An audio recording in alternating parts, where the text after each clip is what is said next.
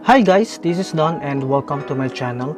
Ngayong video, mag-unbox at mag-review tayo ng Kuulaa KLPH012 wireless power bank. So, let's get into it.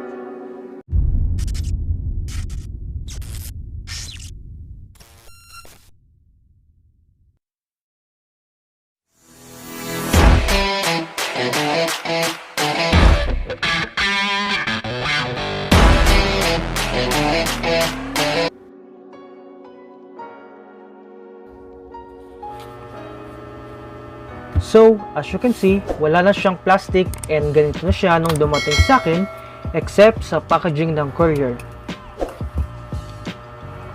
And anyway, some other power banks na na-receive ko last time and different brands meron din ganitong packaging style or box.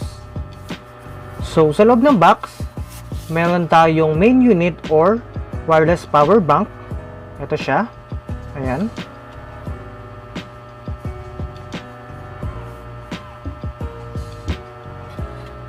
And then, meron din tayong charging cable which is USB Type-C. So, pwede nyo po siyang ipang-charge sa device and sa mobile nyo po or sa power bank.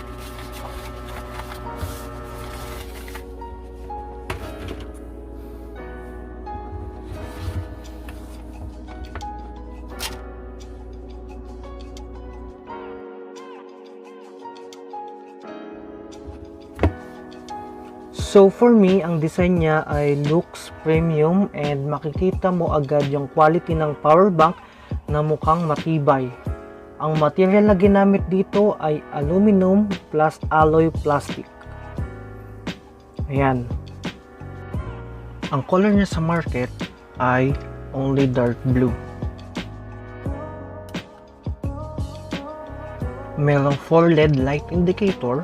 4 lights is equal to 75 to 100%, 3 lights is equal to 50 to 75%, 2 lights is equal to 25 to 50%, and 1 light is equal to 10 to 25%.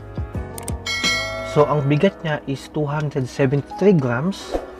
Meron siyang kapal na 16 mm, and ang haba niya is 70 mm, at ang taas niya is 145.5 millimeters.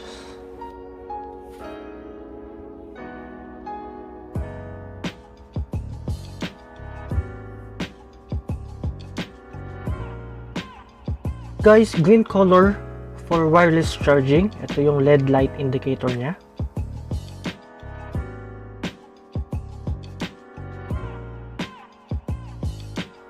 Okay guys, sa output naman tayo.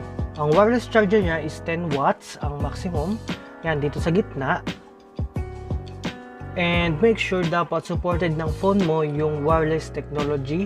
And yung material na ginamit dito is pure copper large coil. Yan, papakita ko. Meron siyang dual USB-A output at Type-C output. And supported niya yung PD or Power Delivery 3.0, Qualcomm 3.0, FCP or Fast Charging Protocol, and AFC or Adaptive Fast Charging.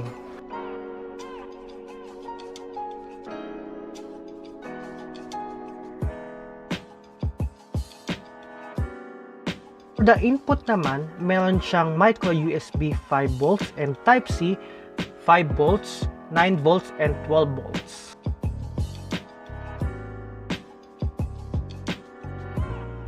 Okay guys, ang battery na ginamit dito or battery type niya is polymer battery at sa loob binalot siya ng aluminum plastic para hindi mag-leak at safe sa mga gagamit dito.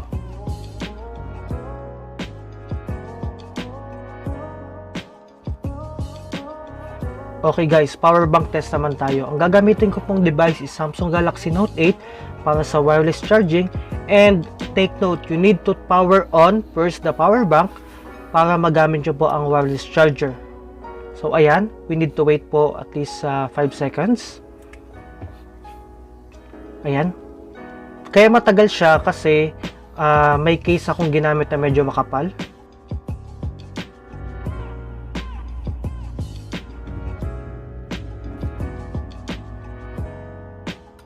connecting ko din sa aking headset na supported ng wireless charging. Ayan.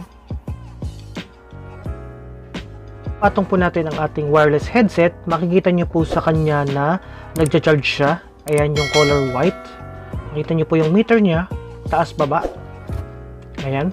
So indicator niya po yun na nagcha-charge po siya gamit ang wireless power bank po natin.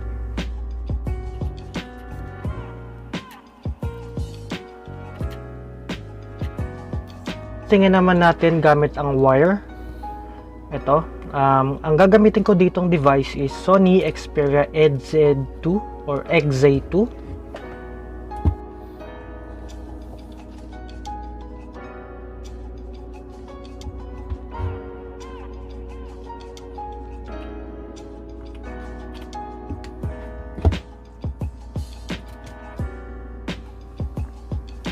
Ito guys, as you can see, once na ma-connect natin or maisaksak natin ang ating device, madidetect ka agad niya. Ayan, and fast charging po siya. Now, susubukan naman po natin gamitin is iPad Mini 4. Ito guys, as you can see, gamit ko po ang iPad Mini 4 at i-connect po natin dito gamit ang own cable ng iPad Mini 4. Ayan, nag-charge po siya gamit po ang power bank, means supported po niya yung mobile, wireless headset, and iPad or tablet. Any tablet naman will do. Is may adaptive function na to kung anong mobile gagamitin nyo.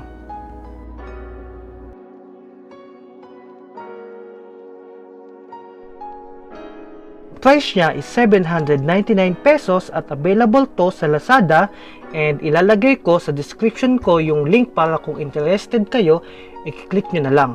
And note, bumili lamang sa legit na Kuulaa store para na din sa maayos na quality ng product at sa warranty. And actually guys, pagdating sa presyo na to ay panalong-panalo na kayo dito. Okay? Oh, thank you for watching and don't forget to subscribe and follow me on Facebook and IG. Thank you guys and have a good day.